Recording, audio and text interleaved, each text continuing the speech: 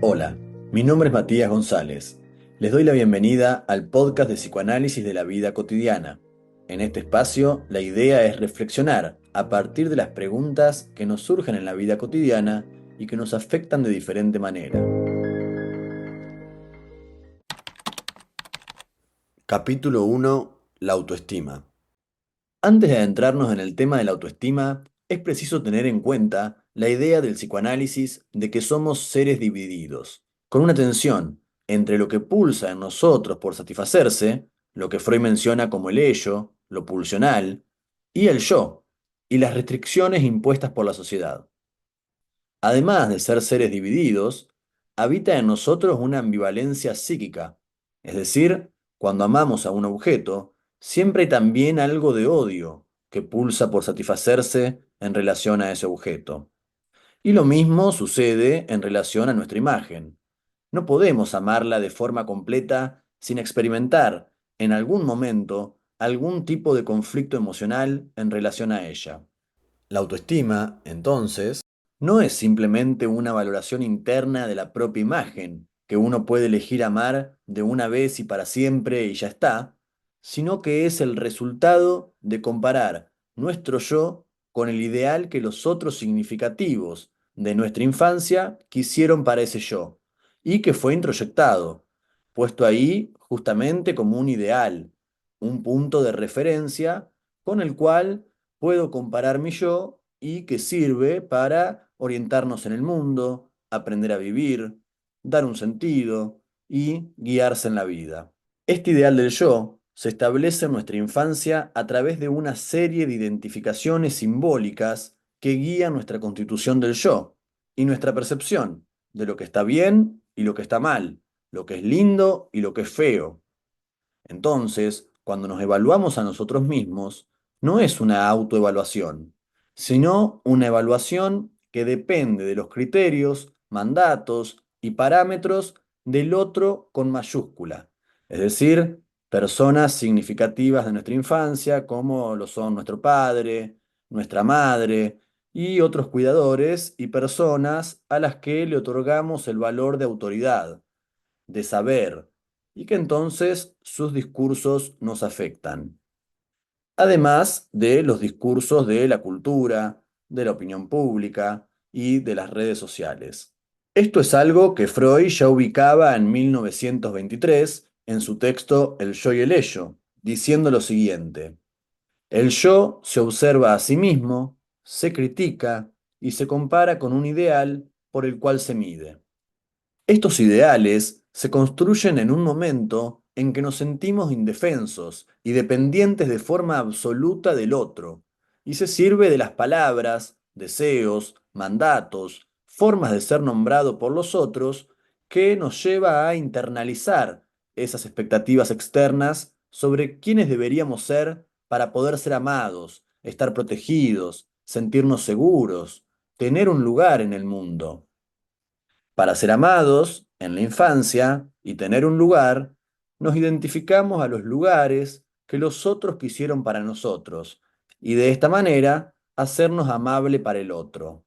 Cuando sentimos que no estamos en condiciones de cumplir con ese ideal, o cuando la brecha entre el yo y el ideal es demasiado grande, entonces nos sentimos desprotegidos y que no nos aman, lo que suele traducirse como baja autoestima, manifestándose, por ejemplo, en autocrítica y culpa constante. La baja autoestima sería el resultado de no sentirse amado y valorado, por no estar a la altura de las expectativas del otro. Por ejemplo, una persona que dice tener baja autoestima porque se siente insegura en relación a su cuerpo, sería el resultado de sentir que no se es amado o valorado por tener determinado cuerpo, utilizando como criterio de evaluación casi únicamente la apariencia física, dependiendo de lo que el otro le mostraba que debía ser para ser querida. Por eso, suele suceder que en la familia de esta persona que odia su cuerpo, probablemente siempre estaba presente en las conversaciones la importancia de la apariencia para ser valorado. Y esto se toma como un parámetro principal para constituir su ideal y compararse. Sumado a estos posibles discursos familiares, están también los discursos de nuestra cultura actual, cultura de la imagen que afecta nuestra vida. Por otro lado, si tener alta autoestima es amar la propia imagen, es imposible mantener una alta autoestima, ya que es imposible amar todo el tiempo, sin sentir, al menos, un poco de odio, debido a la ambivalencia afectiva que mencionaba al comienzo del podcast. Además, si la autoestima es el resultado de la evaluación que hago de mí mismo, pero siempre es hecho en base a indicadores, criterios y parámetros del otro, entonces aquel que busca siempre tener una autoestima alta está en un problema. Tiene que acomodarse constantemente a lo que el otro quiere de sí. Y el problema es que siempre queda una distancia entre el ideal y el yo. Por eso siempre podemos poner a evaluar nuestro yo, como si fuera otra parte de nosotros, como un objeto que puede medirse, evaluarse y compararse. Y por eso es que estamos divididos, porque hay una parte de nosotros que nos compara y nos juzga, y otra parte de nosotros que es la parte juzgada, criticada, la culpable. La instancia encargada de vigilar constantemente al yo actual para compararlo con el ideal del yo es lo que Freud llamó como superyo. Es decir, uno intenta estar a la altura del ideal del yo para obtener una satisfacción narcisista, una satisfacción en relación a la propia imagen. Pero esto es imposible, ya que ese ideal es imposible de lograr. Algo siempre pulsa para desgarrar nuestra perfección que creemos tener. Y sucede lo mismo con lo que se conoce como el chisme, que al criticar a los otros y juzgarlos, permite ganar una satisfacción narcisista, al rebajar a los otros y realzarse el yo actual de la persona que critica, funcionando entonces el chisme del mismo modo que el superyo, que critica al yo para hacerlo sentir inferior, insuficiente, mostrar que siempre puede hacerlo mejor. El superyo no solo juzga, sino que es modelo identificatorio. Esto quiere decir que nos da una brújula de cómo vivir, de cómo ser, una brújula moral que nos permite movernos en la vida en un lugar más o menos estable, con ciertos límites. Hay ideales, principios, valores, automandamientos que nos constituyen, nos sostienen, nos hacen crecer y son necesarios para cuidarnos y cuidar a los que nos rodean. Pero otros ideales cargan sobre nosotros con una exigencia insoportable y nos hacen la vida más pesada, con menos libertad, más síntomas y repeticiones. El superyo dice continuamente aquello que suponemos que el otro estaría diciendo de nosotros. Por ejemplo, nos critica. Estás gorda, sos un fracasado, no servís para nada. O nos dice lo que debemos hacer. Debes salvar la familia, debes amarte siempre, entre muchos otros discursos de los que se sirve el superyo al comparar el ideal con el yo, para mostrarle lo poco valorado que es si no sigue estos mandatos. El ideal que armamos es un ideal infantil, inalcanzable, ilimitado, con todas las perfecciones valiosas que provienen de una época en que dependíamos del otro de forma absoluta para poder ser amados. Y todas nuestras demandas eran dirigidas a ese otro para poder sobrevivir.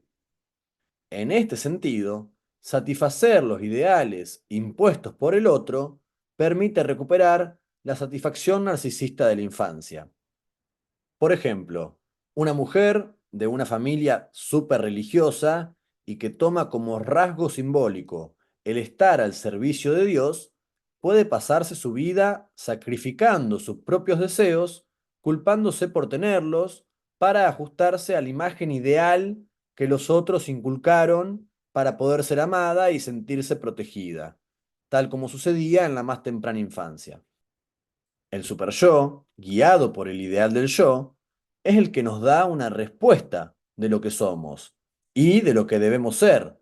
Nos orienta, nos dice, tú debes, pero, a su vez, no permite desplegar la singularidad, no permite interrogarse, nos petrifica, nos limita nuestra actuación, nos inhibe, nos hace odiarnos, nos hace repetir, nos produce culpa. Es por eso que en la época de Freud, en 1900, época del gobierno represivo de la reina Victoria, muchas mujeres sufrían de diferentes síntomas físicos que tenían un origen psíquico, que eran causa de la represión sexual a la que debían someterse para seguir los ideales de la época, de lo que quería decir ser una mujer para poder ser amada y de esta forma mantener una autoestima alta, intentando alcanzar este ideal insoportable frente a los deseos que pulsan por satisfacerse. Por eso, en el análisis, se busca descubrir y reconocer los lugares a los que estamos identificados y descubrir también de dónde vienen esos ideales, expectativas y mandatos inconscientes que nos obligan a responder a ellos para sentirnos amados por el otro, condicionados a unas reglas impuestas que limitan nuestro deseo y nuestro modo de vivir a lo que los otros quisieron sin poder interrogarlo y transformarlo. Poder llegar a esos criterios que definen nuestra autoestima permite resignificarlos, relaborarlos y elegir aquellos criterios que nos llevan a vivir con menos conflictos en nuestra vida cotidiana. Y para ejemplificar esto, voy a tomar una historia que comenta Contardo Caligaris de un matrimonio que quería que su hijo tuviera una gran autoestima. Entonces, lo que hicieron fue colocar en el espejo del baño una frase imponente que el adolescente debía contemplar cada día al levantarse. La frase decía así: estás mirando para alguien muy especial.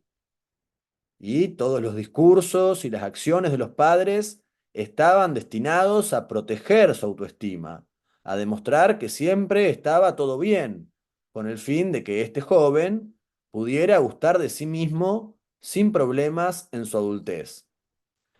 Esta inscripción, ¿no? La de estás mirando para alguien muy especial, le da confianza y un lugar en el mundo a este adolescente. Sin embargo, esta frase mágica que infunde autoestima en este adolescente viene de un otro y además carga con la autoridad de los padres.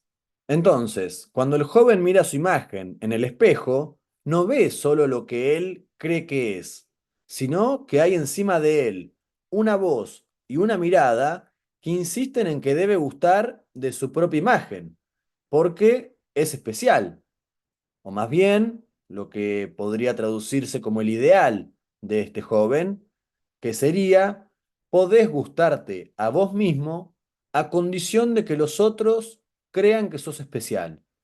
En ese ser especial que el adolescente tiene que ser para ser amado por el otro, este adolescente podría vivir toda su vida sacrificando sus propios deseos, con el fin de mantener su satisfacción narcisista de ser especial, según este ideal, a cambio incluso de síntomas y distintos malestares que nos causan sufrimiento. La frase escrita en el espejo, entonces, no crea una sensación milagrosa de autoaceptación genuina e independiente, sino que más bien muestra cómo nuestra vida está influenciada por las expectativas y opiniones de los demás. Cuando estamos solos frente al espejo, nos damos cuenta de que nuestra capacidad para sentirnos bien con nosotros mismos no depende realmente de nuestra propia opinión, sino de cómo creemos que seremos percibidos por los demás.